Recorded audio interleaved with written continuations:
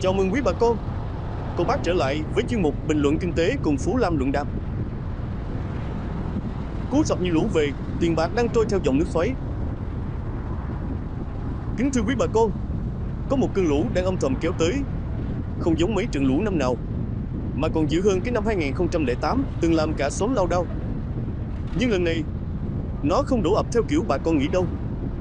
Suốt mấy tháng qua, mấy tờ báo tài chính cứ như tiếng gà gáy sáng, báo hiệu một trận giông, thị trường sắp đổ, bong bóng nhà đất sắp nổ, chứng khoán chuẩn bị rớt như trái mùa U9. Nghe riết cũng quen tai, nhưng có một thứ mà ít ai để ý lần này. Bong bóng không nằm ở đất, không nằm ở ngân hàng, mà nằm ngay trong cái mà ai cũng tưởng là chắc như ghe cập bến. Đó là tiền. Khi bong bóng nằm trong tiền, thì bà con mình không còn chỗ nào để neo ghe. Nghĩa là sao? Nghĩa là ngay cả tiền mặt bà con đang cất trong hũ gạo, hay mấy tờ trái phiếu chính phủ tưởng như vàng ròng, đều đang nằm trên đường lũ cuốn. Hôm nay, Phú Lam xin chèo xuồng đưa bà con đi một vòng, coi thử vì sao cái cú sập này khác hẳn năm 2008. Nó không phải là sập chợ, mà là sập cái nền móng của đồng tiền. Quan trọng hơn, làm sao bà con không chỉ giữ được tài sản, mà còn nhân đôi nó trong cơn nước xoáy này. Vậy nên, hãy tạm gác mấy cái lý thuyết cũ kỹ về khủng hoảng tài chính, vì thứ sắp tới không phải là cú sập của thị trường, mà là cú sập của chính cái hệ thống tiền tệ mà ta đang tin tưởng như tin con nước tháng 3. Vạch mặt cái bong bóng, tiền đang phình như trái bầu dạ. Từ xưa tới giờ, mỗi khi nghe tới khủng hoảng kinh tế, bà con mình hay nghĩ tới mấy cái bong bóng quen thuộc: đất đai, chứng khoán, nợ nần. Năm 2000 là bong bóng công nghệ, năm 2008 là bong bóng nhà đất và ngân hàng. Nhưng lần này, trong khi mấy ông đầu tư đang ngồi chờ một cú sập kiểu cũ để hốt hàng giá rẻ, thì cái khủng hoảng thực sự lại đang âm thầm nở ra ngay trong túi tiền của họ. Mark Moss nói rõ ràng như nước trong lu, nếu năm 2008 bong bóng nằm ở tín dụng, thì nay nó nằm ở trái phiếu chính phủ và đồng đô la Mỹ. Nghe thì khó tin, vì trái phiếu kho bạc Mỹ lâu nay được xem như cái lu vàng trong nhà. Nhưng coi lại con số thì thấy, năm 2025, nợ công Mỹ đã vượt 35.000 tỷ đô, thâm hụt mỗi năm hơn 2.000 tỷ. Chính phủ phải vay mới để trả nợ cũ, mà người mua chính lại là Cục Dự trữ Liên bang, tức là họ in tiền để tự mua nợ của mình. Cái gọi là an toàn tuyệt đối thực ra đang phình ra như trái bầu già, chỉ chờ ngày rụng. Khi bơm hàng nghìn tỷ đô vào hệ thống, đồng tiền mất giá trị, còn tài sản thật như vàng, Bitcoin, cổ phiếu công nghệ lại thành nơi trú ẩn như cái chòi giữa đồng mùa lũ. Ngân hàng trung ương giờ không còn kiểm soát được nữa. Trước đây, mỗi khi thị trường sụp, họ có thể giảm lãi suất, bơm tiền, tái khởi động chu kỳ tăng trưởng.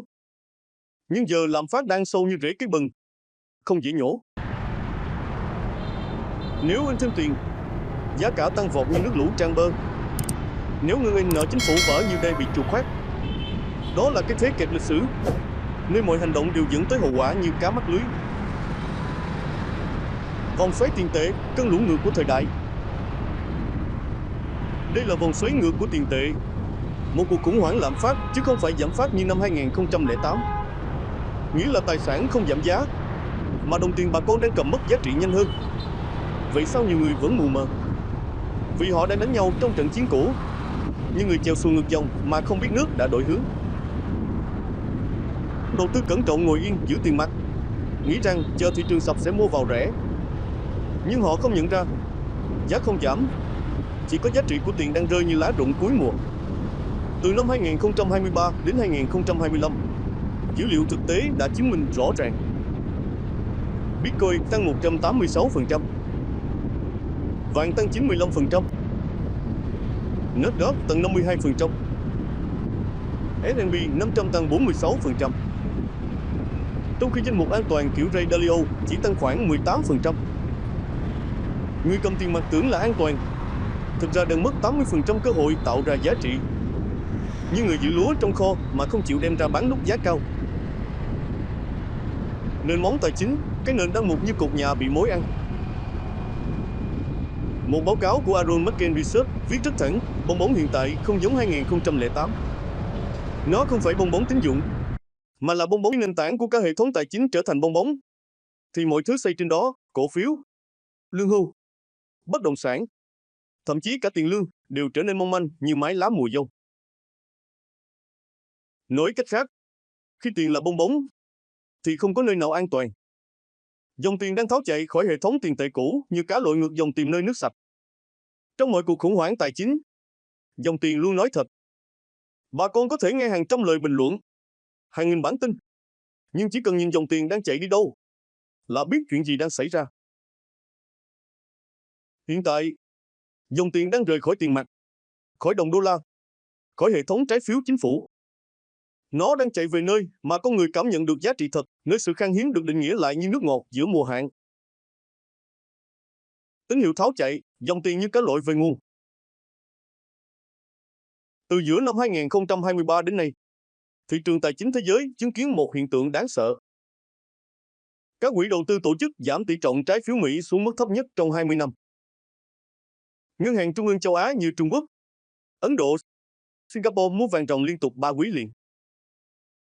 Lượng Bitcoin nắm giữ bởi các quỹ ETF tăng hơn 200% kể từ đầu 2024. Đó không phải là sự trùng hợp. Đó là dòng tiền thông minh đang chạy trước khi ngọn núi nợ đổ sập như đê vỡ mùa lũ. Công nghệ và tài sản số trở thành vành đai an toàn mới như bờ bao giữ nước. Niềm tin vào hệ thống tiền tệ dựa trên nợ, dựa vào việc in thêm để cứu chính mình. Các công ty công nghệ hàng đầu như Nvidia, Apple, Microsoft, Amazon, Meta, Alphabet, Tesla không chỉ là cổ phiếu tăng trưởng, mà đã trở thành hầm trú ẩn của dòng tiền toàn cầu. Không mua vì hy vọng lợi nhuận, mà vì chúng đại diện cho giá trị thật, trí tuệ, công nghệ, dữ liệu và sức mạnh thị trường. Năm 2024, 7 công ty công nghệ này chiếm 34% tổng giá trị S&P 500, chiếm hơn 50% mức tăng trưởng của chỉ số này trong suốt năm. Tiền đang bỏ tiền vàng và Bitcoin trở lại như ghe cứu hộ. Điều đó có nghĩa là tiền đang rời khỏi đồng đô la, nhưng không rời khỏi nền kinh tế. Nó đang tìm nơi trú ẩn khác trong chính hệ thống. Tiền đang bỏ tiền khi vàng và Bitcoin trở lại vai trò trung tâm như ghe cứu hộ giữa dòng nước xoáy. Suốt hơn 40 năm qua, vàng bị xem là đầu tư chết. Nhưng từ 2023 đến 2025, giá vàng tăng liên tục. Năm 2025, cái giỏ hàng từng mua đầy đủ giờ phải bỏ ra ít nhất 135 đô mới lấp đầy. Nhưng thu nhập thì chỉ nhích lên được 10%. Cách mà cú sập ngược vận hành không phải tài sản rớt giá, mà là chất lượng sống tụt dốc như ghe rò nước. Giấc mơ có nhà, từ kế hoạch hóa ra thành ảo ảnh giữa đồng khô cỏ cháy. Khi bong bóng nằm trong tiền, bất động sản không rớt, mà lại chạy xa khỏi tầm tay như con cá lóc nhảy khỏi lưới. Ở Mỹ, giá nhà trung bình năm 2025 cao hơn 45% so với thời trước dịch. Dù lãi suất vay mua nhà cao gấp đôi, ở Việt Nam, đất ở mấy thành phố lớn vẫn tăng đều 15% mỗi năm. Trong khi thu nhập của lớp trẻ thì cứ như nước đứng trong ao, không nhúc nhích. Người dân chờ đất đai sập để mua rẻ, nhưng không nhận ra khi tiền mất giá, không có gì rẻ đi. Chỉ có tiền yếu đi như nước mưa pha loãng. Tiền tiết kiệm tưởng là cái lu vàng chôn sâu hè, lại đang bị mòn như đá dưới dòng nước xiết. Một người gửi tiết kiệm 1 tỷ đồng, lãi suất 5% mỗi năm. Nhưng lạm phát thực tế là 10%, tức mỗi năm mất 5% giá trị thực, tương đương 50 triệu đồng. Dù sổ tiết kiệm có tăng số dư, nhưng giá trị thì như trái cây bị úng bên trong. Đó là ảo tưởng an toàn, nơi con số tăng nhưng giá trị giảm. Mark Moss từng nói, không gì nguy hiểm hơn việc tưởng mình đang an toàn, trong khi xung quanh đang cháy như rơm khô gặp lửa. Ở Mỹ, dân văn phòng và người lao động, tầng lớp trung lưu, xương sống của nền kinh tế, lại là người chịu thiệt nặng nhất. Họ là nạn nhân của mỗi chu kỳ tiền tệ. Họ làm việc chăm chỉ, tiết kiệm từng đồng, gửi ngân hàng, mua bảo hiểm, trả góp căn hộ. Nhưng càng về sau, họ càng thấy mình chạy nhanh hơn mà vẫn không bắt kịp. Lý do đơn giản, lương tăng 3 đến 5% mỗi năm, nhưng tiền mất giá 10 đến 15% mỗi năm. Họ tưởng mình đang tích lũy, nhưng thật ra đang chậm rãi trượt dốc như xuồng bị nước xoáy cuốn. Thế hệ trẻ, sinh sau 1995, đang sống trong một nền kinh tế mà mọi thứ đều đắt hơn, nhanh hơn, khó hơn. Nhà ở, giáo dục, y tế, thậm chí cơ hội đầu tư đều như cánh cửa đóng kín. Không phải vì họ kém, mà vì hệ thống tiền tệ hiện tại không thiết kế để họ thắng. Khi đồng tiền mất giá, Tài sản thực trở thành đặc quyền của thiểu số. Người giàu nắm cổ phiếu, đất, vàng, Bitcoin, tài sản tăng theo lạm phát. Người nghèo giữ tiền mặt và mỗi năm lại nghèo hơn mà không hiểu tại sao. Đây là sự phân hóa thầm lặng của thế kỷ 21, khi nghèo không còn là thiếu tiền, mà là bị hệ thống bào mòn như cây bị sâu ăn rễ. Điều đáng sợ nhất không phải là khủng hoảng, mà là một thế hệ sống trong khủng hoảng mà tưởng đó là bình thường.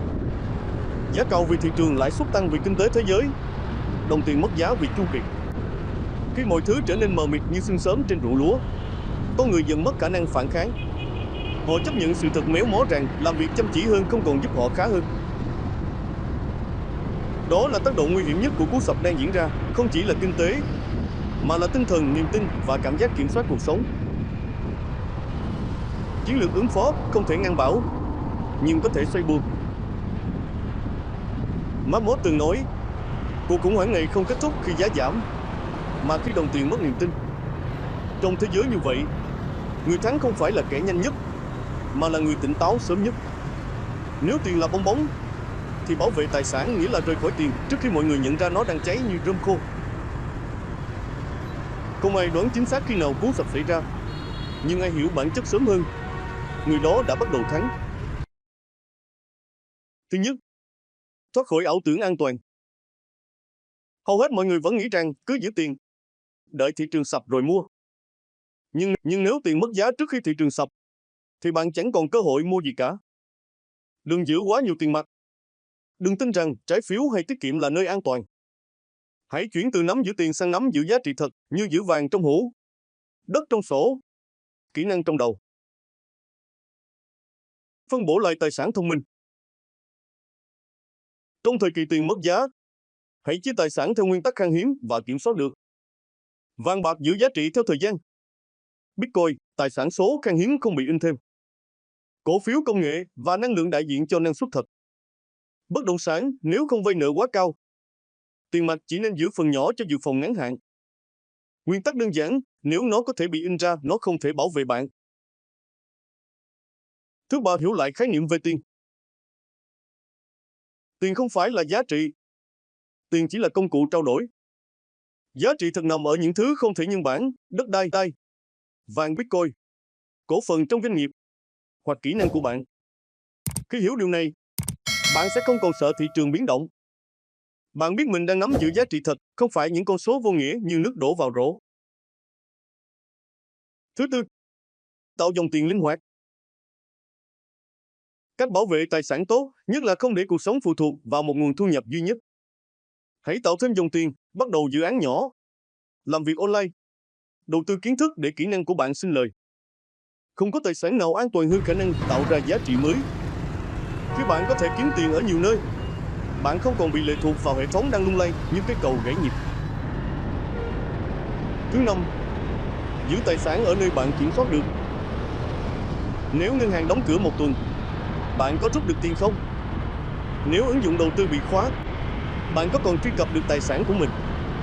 Hãy giữ vàng thật ở nơi bạn cất giữ. Hãy giữ Bitcoin trong ví lạnh riêng, không phụ thuộc sàn.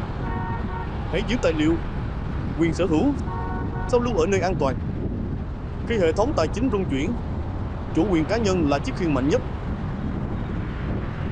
Thứ sáu, giữ tư duy anti-fragile, mạnh lên nhờ biến động. Đừng chạy trốn khủng hoảng. Hãy học cách trở nên mạnh hơn vì khủng hoảng. Khi người khác sợ, hãy quan sát. Khi thị trường hoảng loạn, hãy tìm tài sản tốt bị bán tháo. Khi thế giới đổi thay, hãy học nhanh hơn. Người có tư duy vững vàng sẽ biến rủi ro thành cơ hội, còn người hoảng loạn sẽ để cơ hội trôi qua trong sợ hãi. Cú sập này không giết chết cơ hội, nó chỉ giết chết ảo tưởng an toàn.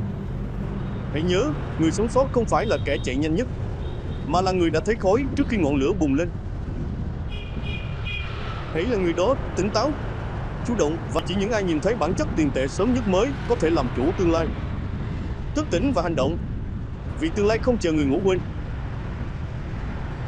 Chúng ta đang sống trong một thời kỳ đặc biệt của lịch sử, nơi tiền không còn giữ nguyên ý nghĩa cũ, không còn đơn thuần là phương tiện trao đổi, mà đã trở thành một công cụ kiểm soát, một trò chơi niềm tin. Bạn không cần là chuyên gia kinh tế để nhận ra. Cảm ơn bạn đã đồng hành cùng Phú Lam đến cuối video này. Hẹn gặp lại trong video kỳ kế tiếp.